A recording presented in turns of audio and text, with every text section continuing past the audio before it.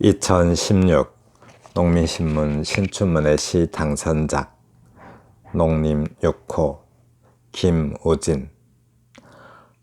항아리에 물을 채우고 벽실을 담갔다. 바람 한입과 구름을 벗겨낸 햇살도 꺾어 넣었다.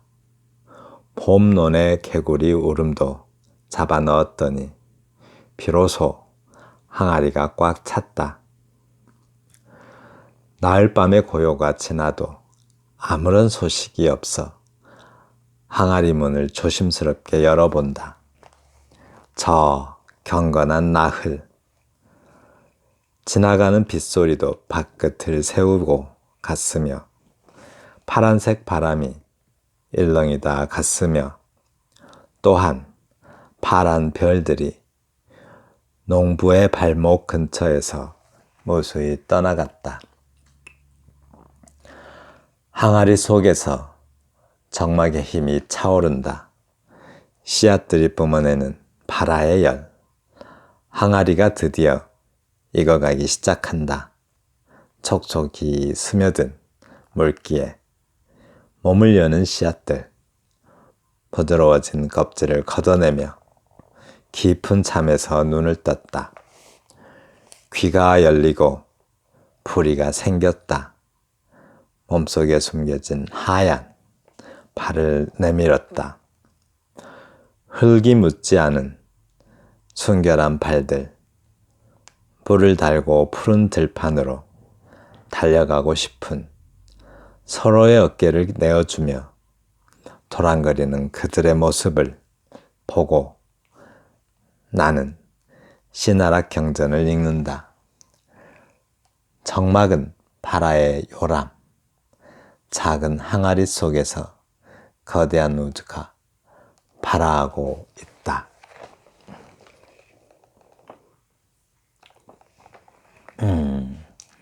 농림 6호 김우진 시인의 시입니다. 들어가기 전에 그 카잔차키스라고 그 소설가 그 유명한 소설 있죠. 뭐 히라빈 조르바 또는 뭐 그리스인 조르바 이렇게 해석된 것 같아요. 그 소설에서 조르바는 일상에서 보는 아주 평범한 것들, 뭐 돌 하나를 봐도 그렇고 늘 보던 하루하루 늘 보던 것들인데 그런 평범한 것들은 날마다 새롭게 보는, 그래서 그런 어떤 시인의 마음을 지니고 있는 그런 주인공이었습니다. 그러니까 살아있다는 사실 때문에 날마다 그러니까 날마다 경험하는 어떤 그런 세계에서 그런 어떤 신비 또는 뭐 경이로움, 네, 그런 어떤 그런 것들을 기쁨과 환희로 세상을 바라보는 어떤 그런 시인의 정신이 있었던 것 같아요. 그런데 이 시가 좀 그런 면이 있습니다. 그러니까 쉽게 그냥 사소하게 보아 넘길 수도 있는 그런 일에서 어떤 생명의 경이로움을 어떤 발견하는 그런 태도를 보이고 있습니다. 우선 농림 6호라고 제목이 농림 6호라고 돼 있는데요. 이 농림 6호는 저는 잘 모르는 이야기인데 60년대, 1960년대, 1970년대 그때 재배된 벽시의 품종이었다고 합니다. 근데 이제 그런 품종을 이제 그 처음에 그 어떤 그 좀 물에다 담궈서, 그러니까 모짜리라고 해요. 모짜리 만들기 전에 항아리에 물을 담궈서 벽실을 좀 불려가지고 살짝 발화가 되면 그것을 모짜리에 뿌려가지고 비닐이 씌어가지고 키워요. 그 다음에 이제 어느 정도 좀 크면은 한 10cm 정도 크면은 이제 이렇게 옛날에는 모내기를 했죠. 예, 모내기를 했는데 지금은 모내기가 다 이항기로 기계로 해버리는데 옛날에는 손으로 다 했어요. 조금 이게 2016년도니까 이양기 시대인 것 같아요. 이렇게 손으로 못 심는 그 시대가 아니고 이양기로 못 심는 시대죠. 이 영상을 들으시는 분들 중에 혹시 또 모내기를 해보신 분이 있을지 모르겠어요. 네, 그래서 모내기 해보신 분은 좀 어떤 기억이 새로울 것 같아요.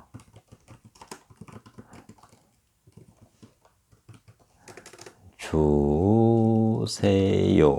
네. 근데 그 농림육후라는 게 그 벽시 품종 이름이라고 합니다. 네. 그 품종 이름이라고 하는데, 벽시라고 해요. 이 벽시. 네. 항아리에다가 우선 하나 좀 설명 좀 할게요. 그 사물시라고 하죠. 사물시 개념이, 뭐랄까요. 어떤 사물에 대해서 어떤 그 구명한다고 하나요? 사물을 이렇게 잘 살펴보면서 사물에서 어떤 이치를 발견하는, 어떤 삶의 이치, 뭐 그런 것들을 진리, 이런 것들을 발견하는 그런 시를 사물시라고 해요. 근데 이 시는 좀 사물시 느낌이 나요.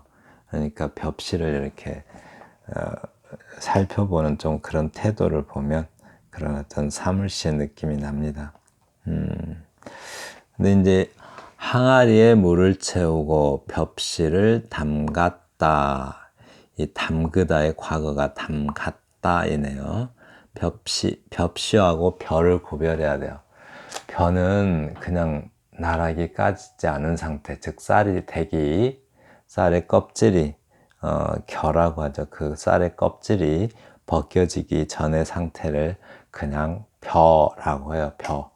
근데 그 벼가 종자로 쓰이면, 그죠? 종자로 쓰이면 그것을 벽시라고 합니다. 그래서 벼와 벽시를 구별을 하는 겁니다. 네.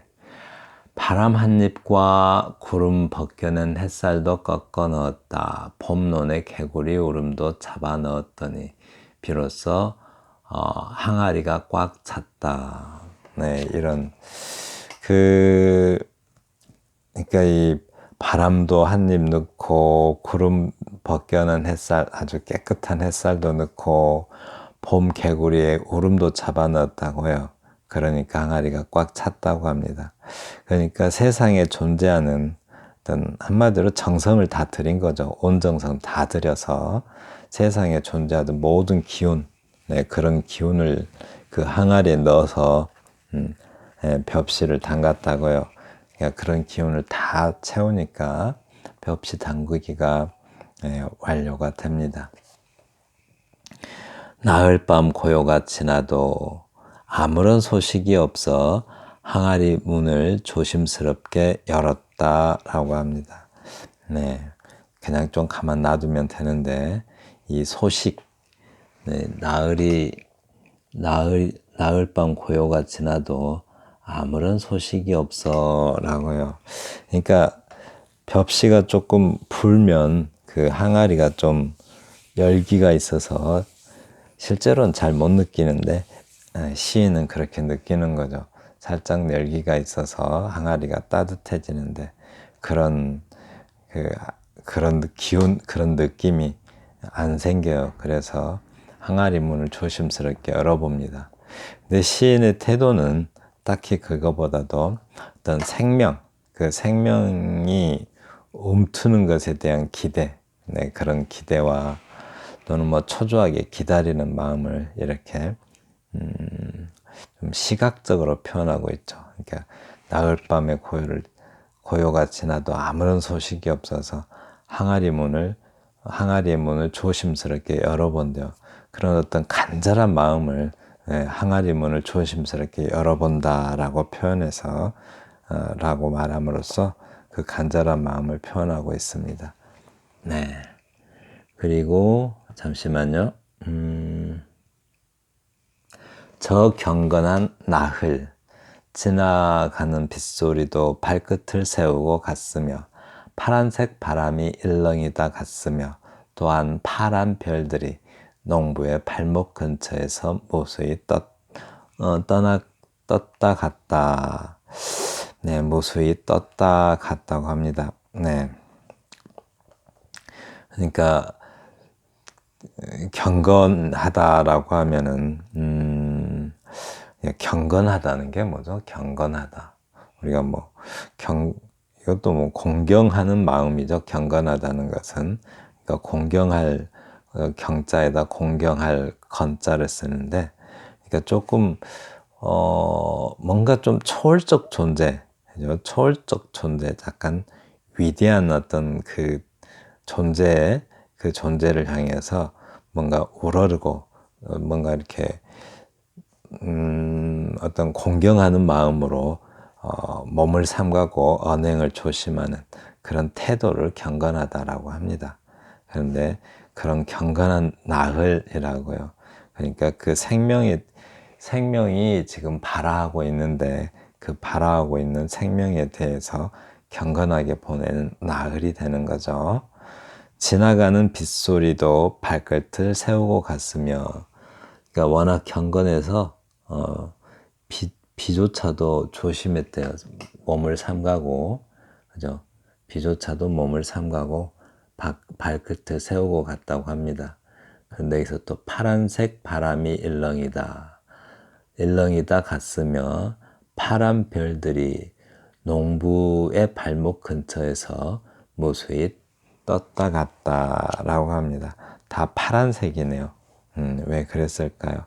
파란색 하면은 왠지 생명을 좀 상징하는 색깔이죠. 그래서 생명이 움트는 어떤 그런 경건함, 그런 경건함에 대해서 우주 만물들이 좀 몸을 삼가고, 또 걷는 것도 삼가해서 걷고, 삼가해서가 아니고 삼가서 이렇게 표현하셔야 돼요. 삼가답니다. 삼가하다가 아니고 삼가다니까 삼가해서 이렇게 표현하지 않고 삼가서 이렇게 말해야 됩니다. 삼가서 몸을 삼가고 언행도 삼가고, 한마디로 어떤 그 생명을 상징하는 그런 어떤 파란 기운, 생명의 기운을 전달해 준 거죠. 이런 우주 만물들이. 네. 다 화자의 생각이죠. 네. 화자의 마음이 경건하니까 우주 만물이 다 경건해서 화자처럼 몸을 삼가고 언행을 삼간다라고 말합니다. 항아리 속에서 정막의 힘이 차오른다. 네. 저 벽실을 담그는 공간이 막 시끄럽고 그렇진 않겠죠. 근데 그 적막한 이유가 어떤 힘, 어떤 그 발화하는 힘이겠죠. 적막의 힘은 그 발화하는 힘, 그리고 또 경건한 일이죠. 지금 생명들이 발화하고 있기 때문에 경건한 일인데, 그 적막은 바로 그 경건함과 연결되고 있는 듯해요. 네, 그 힘이 아주 발화하는 힘이 아주 차오른다고 합니다. 항아리 속에서 벽시가 막 발화해요. 근데 그 힘들이 항아리 안에 가득히 차오른다라고 합니다. 씨앗들이 뿜어내는 발화의 열, 그 힘은 또 열로 표현되고 있죠. 그 열기. 또 항아리가 드디어 익어가기 시작한다. 항아리가 따뜻해지니까 항아리는 익어가고 벽시는 어떤 발화를 하는 거죠. 싹을 틔우는 거죠. 그래서 촉촉이 스며든 물기에 몸을 여는 씨앗들, 발화가 시작되는 거죠. 부드러운 껍질을 걷어내며 깊은 잠에서 눈을 떴다. 네, 벽시가 깨어나니까 잠에서 눈을 떴다라고 표현합니다. 네, 벽시도 겨울잠을 자나 봐요. 네, 그리고 귀가 열리고 부리가 생겼다라고 했는데요. 부리는 뭐 우리가 그 새의 부리도 있지만 물견의 그 뾰족한 부분도 부리라고 합니다. 특히 새싹이 이렇게 좀 뾰족하게 올라오면 그것은 뭐뭐의 부리라고 해요. 콩싹의 부리 뭐 이런 식으로 표현합니다. 몸에 숨겨둔 하얀 발을 내밀었다. 불이었다가 하얀 발이었다고 하네요. 네, 그렇게 새싹이 지금 발화되고 있습니다. 네, 움이 트고 있는 거죠. 또 흙이 묻지 않은 순결한 발들, 뿔을 달고 푸른 들판으로 달려가고 싶은 이제 그 소나 양이나 뭐 염소 뭐 이런 그 길짐승들 있잖아. 얘네들은 태어나면 바로 조금 있다가 뛰어다니잖아요. 뛰어다니는데 이렇게 새싹이 움트니까 화자는 마치 뿔 달린 길짐승처럼 이렇게 뛰어다닐 것 같다고 그런 생동감 있게 표현하고 있습니다. 그런 생동감을 화자가 느끼고 있는 거죠. 벽시의 그 발화하는 모습을 보고서 서로의 어깨를 내어주며 도란거리는 그들의 모습을 보고 나는 시나락 경전을 듣는다. 시나락 경전이래요. 이 시를 쓰신 분이 전라도 분인가 봐요. 전라남도. 시나락은 전라남도 사투리입니다. 다른 지역에서도 시나락이라고 한지 모르겠는데 시의 나락, 뭐 시종자 이러듯이 시나락 경전을 읽는다. 스님들은 불경을 읽고 그 어떤 깨달음을 얻고 또 목사님이나 기독교 관련자들은 성경을 읽는데 네, 농부는 시나락 경전을 읽는다라고 해요. 경전이 뭐예요? 성경이나 불경을 경전이라고 하죠. 근데 기독교 신자들이 성경을 읽고 불교 신자들이 불경을 읽듯이 농부는 시나락 경전을 읽는다고 해요. 그래서 시나락 경전을 읽는다 이렇게 말한 걸로 봐서 농부는 불교로 보면 어떤 상당한 고승의 수준에 달하는 그런 깨달음을 바로 그 시나락을 보면서 얻는다고 합니다. 네, 참 표현을 너무너무 잘했죠. 정막은 바라의 요람. 이렇게 정막은 그 정막이 그렇게 밤이 그렇게 적막한 이유는 즉 나흘 밤이잖아요. 어떤 벽시가 발화하기 때문에 바로 그렇게 적막했다라는 말로 보이죠. 그 벽시는 바로 그 적막 속에서 발화를 합니다. 근데 요람이 뭐죠? 요람에서 무덤까지 애들 담아놓는 바구니 같이 생긴 게 요람이죠.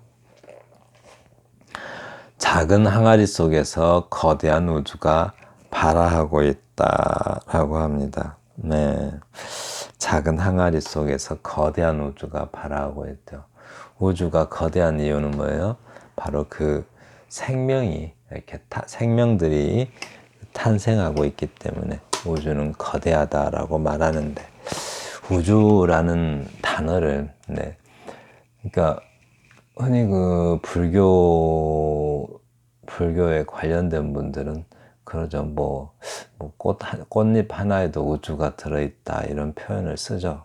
바로 그런 것처럼 작은 항아리 속에서 물론 그 전체를 하나의 거대한 우주다라고 말할 수도 있지만 벽시 하나하나가 우주인 거죠. 그 우주들이 발화하고 있다라고 합니다. 이 우주라는 시에서 우주라는 단어를 참 많이 쓰는 것 같은데요. 우주가 뭐죠? 우주. 존재가 존재하는 공간을 우주라고 할 수가 있죠. 집주잖아요. 집주. 한자로 쓰면 이렇게 되나요? 집주. 이게 지부, 집주잖아요. 둘 다 집이에요. 집에 집이 계속 겹쳐지는 거. 그게 이제 우주라고 하는데, 우주, 좀 그 시를 많이 안 써본 어떤 초급 단계의 시인들이 우주라는 단어를 참 많이 써요. 네, 그때는 우주가 굉장히 신비롭게 느껴지겠죠. 근데 우주라는 단어는 정말 꼭 필요하지 않으면은 조금 삼가해서 쓰시는 게 좋을 것 같아요. 아니 뭐 그냥 막 쓰셔도 되는데, 왜냐면 우주라는 단어를 듣는 순간 만약에 이게 이제 그 신춘문예나 또는 뭐 신인상 뽑는, 즉 등단시 뽑는 그런 어떤 심사자가 우주라는 단어를 읽으면 그냥 한순간에 기시감이 들겠죠. 네, 한순간에 기시감이 들어버리기 때문에 우주라는 단어를 좀 삼가해서 표현하는 것이 좋겠습니다. 근데 지금 이 경우처럼 우주라는 단어가 꼭 필요하면은 써야죠. 네, 지금 이 경우는 우주라는 말을 제외하면 쓸 말이 별로 없죠. 그 작은 곳에서 거대한 우주가 발아하고 있다. 그냥 표현상 꼭 필요한 거니까 꼭 필요할 때는 쓰시는데, 우주라는 말을 자꾸 바꿔봐요. 뭔가로. 네, 뭔가로 바꿔보고, 아무튼 조금은 어떤 주의를 해야 돼요. 네, 우주라는 단어를 읽는 순간, 시를 많이 읽어본 분들은 워낙 강한 기시감이 들겠죠. 워낙 많이 쓰니까요. 네. 네, 지금까지 농민신문 농림 6호 김우진 시인의 시에 대해서 함께 감상하였습니다. 감사합니다.